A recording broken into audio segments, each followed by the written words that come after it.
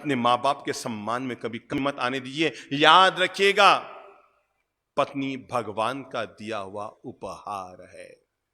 देश भर में लाखों लोग सुन रहे हैं, मैं हर इंसान को जीवन का ये निर्मल पाठ पढ़ाना चाहूंगा। पत्नी भगवान का दिया हुआ उपहार है, उसे खूब प्रेम दीजिए, खूब भरपूर। पत्नी भगवान का दिया हुआ उपहार है, उसे खूब प्रेम दीजिए। पर एक बात हमेशा याद रखना, पत्नी भगवान का दिया हुआ उपहार है, पर मां बाप उपहार में आए हुए भगवान हैं, उनके सम्मान में कभी कमी मत आने दीजिए। मैं वो संत हूं जो लोगों को इस बात के लिए मोटिवेट करता हूं, अपनी धर्मपत्नी को भी संभालो, पर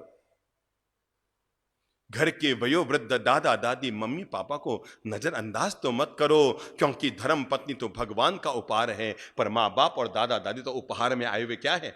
बोलो बोलो, भगवान है। और भगवान को भूलकर आदमी दुनिया में जी ले, ये संभव नहीं होता है। इसलिए जब जब हाथ खर्च के लिए पत्नी के हाथ में 5,000 रुपये पकड़ाते हो, तब तब 1,000 रुपये ही सही अपनी बूढ़ी मां के हाथ में जरूर पकड़ाना। मम्मी ये लो ये लो ये लो, क्योंकि पत्नी तो आपके 5,000 से साड़ी और श्रृंगार का सामान लेकर आएगी, पर आपकी माँ, आपकी दादी माँ, आपने जो 1,000 रुपये दिए हैं, वो या तो गाय को चारा खिलाएगी, और या फिर मंदिर में चढ़ाएगी, या फिर थानक में खर्च करेगी, या फिर 7 क्षेत्रों में, सधर्मी भाइयों में, शास्त्रों में, किताबों में, धर्म में खर्च करेगी, और लास्ट में अगर बच भी गया तो आपके लिए छोड़कर जाएगी। क्योंकि पत्नी की तो आदत होती है, उसके पास अगर रुपये बचेंगे वो आपके पास नहीं जमा कराएगी, उसको लगता है मैं अपने भाई के पास जमा कराऊं, जब जरूरत होगी मैं ले लूंगी। वो मरते दम तक भी पीहर पे ही भरोसा करती है। इसलिए जब जब धर्म पत्नी को दो ना, 5,000 जरूर दो। मैं तो कहता हूं 10,000 दो, 1,00,000 दो, क्यों ना दो, है तो जरूर दो। मैं कभी नहीं कहता कि धर्म पत्नी को मत दो, मैं ये कहता हूं जब उनको देते हो तो उसका 10% अपने बूढ़े माँ बाप को जरूर दो, क्योंकि पत्नी ने आपकी जिंदगी संवारी है, पर मां बाप ने आपको जिंदगी दी है। इस सत्य को जिंदगी में कभी मत भूलना कि ये वो महान मां बाप है जिन्होंने जिंदगी आपको दी। आपको याद होगा सन 2009 में जब हमारे इंदौर चतुर्मास हुआ था दसरा मैदान में, हम यहां से उज्जैन गए थे। उज्जैन होते हुए फिर हम जोधपुर की तरफ गए, तो उज्जैन में वहां के समाज ने एक बड़ी जगह पर हमारी प्रवचनमाला की। तो वहां हम एक जगह जहां ठहरे हुए थे, तो एक सुबह सुबह का समय था। एक बूढ़ी माँ जी, कोई 85 साल या 90 साल की रही होगी, उनके साथ एक युवा महिला थी, और वो उधर से गुजर रहे थे। वो उज्जैन में है ना मंदिर, महाकालेश्वर मंदिर, तो वहां दर्शन करने जा रहे थे और पूजन करने जा रहे थे। गांव की महिलाएं थी, दोनों जा रही थी। एक बहुत बूढ़ी महिला, एक युवा महिला, दोनों चल रही थी। अचानक मैं बाहर ही खड़ा था, मंदिर से जाकर आया था, तो उन्होंने कहा महाराज थोड़ा सा माँ जी की तबीयत ठीक नहीं है, कपड़े खराब हो गए, क्या हमें एक बाल्टी पानी मिल जाएगा? मैंने कहा बहन ऐसी क्या बात करते हो, आप आराम से अंदर पधारो, आप हमारी बहनें हैं, प्रेम से पधारो, सत्सम्मान पधारो, अंदर बाथरूम है, रूम है, आप आराम से उपयोग कर लो। तो उन्होंने हमें धन्यवाद दिया, और वो युवा महिला उस बूढ़ी महिला को धीरे धीरे हाथ पकड़कर लेकर आई।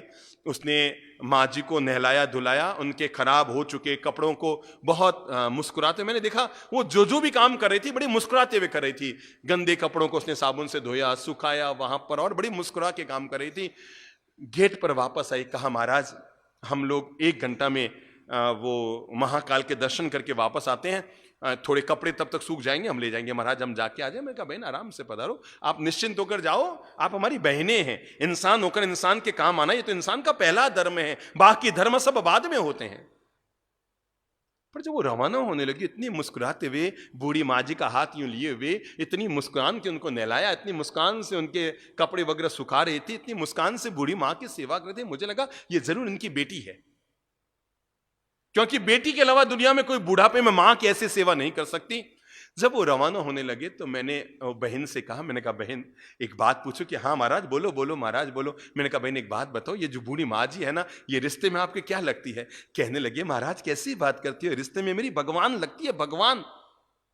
हम समझ नहीं पाए भगवान लगती है मतलब क्या? अरे महाराज ये भगवान है मेरी जिंदगी में, रिश्ते में मेरी भगवान लगती है। मैंने कहा बहन मतलब कि साहब ये वो महान महिला है। क्या कहा? क्या कहा? क्या कहा?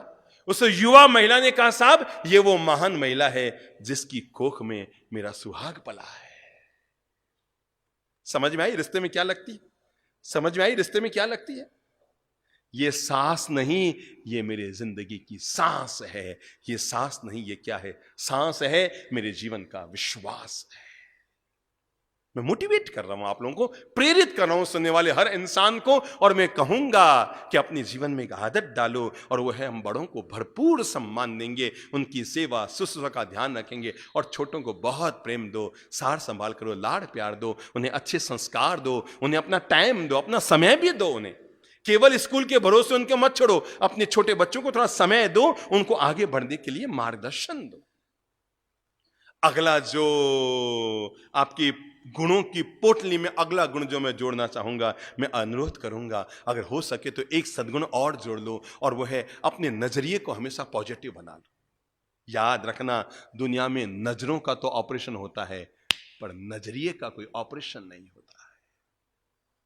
नजरें खराब हो जाए तो उनका ऑपरेशन होता है, पर नजरिया खराब हो गया उसका कोई ऑपरेशन नहीं। ये जो पवित्र बातें और विचार हैं, यही तो इंसान के नजरिए का ऑपरेशन कर सकते हैं। तो नजरें खराब होना ये अलग बात है, पर अपने नजरिए को हमेशा पॉजिटिव, हमेशा सकारात्मक, हमेशा याद रखना जिंदगी कुछ नहीं है, आधा गिलास पानी जितनी है, आप इसे खाली देखते हैं या भरा देखते हैं, आपके हाथ में है। पत्नी अच्छी भी है, बुरी भी है, पति अच्छे भी है, बुरे भी हैं, बहू अच्छी भी है, बुरी भी है, बच्चे अच्छे भी हैं, बुरे भी हैं, दोनों चीजें दोनों में हैं। जिंदगी कुछ नहीं, आधा गिलास पानी है। क्या है? हाथ में लो एक बार, सब लोग, जो लोग सुन रहे हैं, अपने हाथ में एक आधा गिलास पानी लो, कांच का गिलास, आधा गिलास पानी है कांच की गिलास में। देखने का नजरिया ये है, जब आपका नजरिया नेगेटिव होगा आप कहेंगे आधा गिलास खाली है, जब आपका नजरिया पॉजिटिव होगा आप कहेंगे आधा गिलास भरा हुआ है। जिंदगी के सारे रिश्ते, पति पत्नी, मां बाप, परिजन, बच्चे, दुनिया, समाज, ट्रस्टी, ट्रस्ट, सब के सब एक ही चीज है, आधा गिलास पानी है। खाली देखोगे तो आधा खाली नजर आएगा, और भरा देखोगे तो आधी भरी नजर आएगी। आप कह सकते हैं ये आधा गिलास खाली है, और आप कह सकते हैं आधा गिलास भरा है।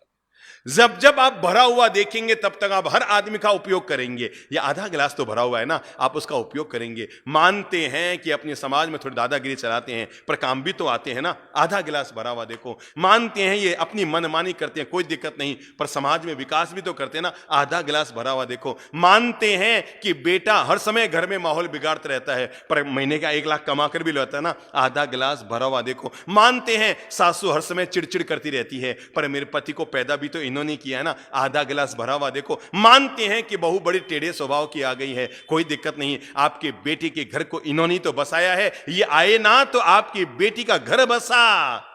इसमें 4 कमियां हैं, पर यही वह महिला है जिसने अपने मां बाप को छोड़ा, अपने पहनावे को बदला, अपने परिजनों को छोड़ा, अपने सारी दुनियादारी को छोड़कर मेरे बेटे के घर को बसाने के लिए यहां आई। आधा गिलास। क्या देखो, क्या देखो, क्या देखो। बी पॉजिटिविटी का मतलब यही है। ये जो सकारात्मक सोच का सिद्धांत हमने पूरी दुनिया को दिया है, इसके पीछे का मूल मंत्र यही है। जिंदगी में आधा गिलास भरा हुआ देखो, फिर आपको हर आदमी अच्छा लगेगा, फिर आपको हर इंसान अच्छा लगेगा, फिर आपको हर बहन अच्छी लगेगी, फिर आपको हर परिस्थिति अच्छी लगेगी, फिर आपको जीवन की घटने वाली हर घटना अच्छी लगेगी, अगर आप आधा गिलास, बोलो मुझसे, भरा हुआ देखेंगे। एक बार ले लो हाथ में आधा गिलास। ये आधा गिलास खाली है कि भरा हुआ है? रात को सोना तो अपने बेडरूम में, जहां जिस दिशा में आपके पांव हैं, सामने वाली खिड़की में आधा गिलास पानी भर के रख देना। और जब सुबह उठो और आपको यह फैसला करना है आज का दिन मेरा सुख का दिन है कि दुख का दिन है। क्या आपको अगर सुबह उठते ही ये देखना है कि आज का दिन आपका सुख का दिन है कि दुख का दिन है, तो कुछ मत करना, पहली नजर उस गिलास पर डालना। अगर भीतर से आवाज आए गिलास आधा खाली, समझना आज का दिन भी खाली, और नजर आए आधा गिलास भरा, समझना आज का दिन पूरा भरा पूरा। यानी सुबह उठते ही तय हो गया कि आज दिन भर आपका नजरिया कैसा रहेगा, आपकी मानसिकता कैसी रहेगी, आपकी सोच कैसी रहेगी, आप अपने मानसिकता को कितना नेगेटिव कितना पॉजिटिव रख पाएंगे। आपने सुबह उठते ही तय कर दिया आधा गिलास खाली, अब आपको हर आदमी में कमी नजर आएगी। आपने सुबह उठते ही मन से बोला आधा गिलास, बोलो बोलो बोलो बोलो। गांधी जी ने 3 बंदर दिए थे। पहला बंदर बुरा मत बोलो, दूसरा बंदर बुरा मत बोलो बोलो बोलो देखो, और तीसरा बंदर बुरा मत सुनो, मैं आज आप लोगों से अनुरोध करना चाहता हूं, इन गांधी के 3 बंदरों को जीवन में जोड़ने की कोशिश करें, पर इसके साथ ये 3 बंदर आपको बेहतर परिणाम दे सकते हैं। बुरा मत बोलो, बुरा मत देखो, बुरा मत सुनो। इसके साथ एक चौथा बंदर और पैदा किया जाना चाहिए, जिसकी अंगुली होठों पर नहीं, जिसकी अंगुली आंखों पर नहीं, जिसकी अंगुली कान पर नहीं, जिसकी अंगुली कहां हो, कहां हो, कहां हो, कहां हो, कहां हो। लेके आओ, लेके आओ। हर इंसान जो सुन रहा है अपनी अंगुली अपने मस्तिष्क पर लेकर आए, जो हमें इशारा कर रहा है बुरा मत सोचो, क्या मत करो, क्या मत करो, क्या मत करो। एक बार अपनी अंगुलियां हिला के रख दो, जो हमें प्रेरित करेगी। जीवड़ा, बुरा मत बोलो, ठीक है, बुरा मत देखो, ठीक है, बुरा मत सुनो, ठीक है, पर ये तीनों में बुराई तब आती है जब बुरा सोचता है। तो जब बुरा सोचना बंद, तो बुरा सुनना भी बंद, बुरा देखना भी बंद, और बुरा बोलना भी बंद। आधा गिलास भरा हुआ देखो, जिंदगी को पॉजिटिविटी के साथ देखो, और जीवन में आधा गिलास भरा हुआ देखो। जब हम आधा गिलास भरा हुआ देखेंगे, तो हम तय मानकर चले, हम दुनिया के सब लोग अच्छे लगेंगे। जिंदगी ऐसी जियो कि खुद को भी पसंद आ जाए। जिंदगी ऐसी जियो कि खुद को पसंद आ जाए, क्योंकि दुनिया की पसंद तो रोज बदलती रहती है। किस किस के आधार पर अपनी जिंदगी जियोगे? आप सोचो, मैं उसको पसंद आए ऐसे जिंदगी जियूं, तो उसकी सोच अलग है, उसकी सोच अलग है, उसकी सोच अलग है। जिंदगी ऐसी जियो कि खुद को पसंद आ जाए, क्योंकि दुनिया की सोच तो रोज बदलती रहती है। किस किस के आधार पर अपनी जिंदगी जियोगे? पर ऐसी जिंदगी जरूर जी लो जो बोलो बोलो बोलो बोलो खुद को पसंद आ जाए। जब आईने के सामने जाओ ना, तो भीतर से आवाज आए, मैं कभी ऊपर जाऊंगा तो उसके सामने चेहरा दिखाने के काबिल हूं। मैंने इतने अच्छे काम जरूर किए हैं कि मैं आईने के सामने भी आंख ऊंची करके अपने आप को देख सकता हूं, और जब कभी उसके सामने जाऊंगा तो आंख ऊंची करके अपना चेहरा दिखाने के मैं काबिल रहूंगा। और अगर ये सद्गुण हमारे जीवन के हिस्से बनते हैं, सचमुच फिर से याद कर लो, जिंदगी कांच है कि हीरा है, दोनों हमारे ही हाथ में है। हम चाहें तो इसे हीरा भी बना सकते हैं, हम चाहें तो इसे कांच भी बना सकते हैं। विपरीत वातावरण आया और हम उबल पड़े, विपरीत वातावरण आया और हम चिल्ला पड़े, विपरीत वातावरण आया और हम गुस्सा कर बैठे, विपरीत वातावरण आया हम चेहरा बिगाड़ बैठे।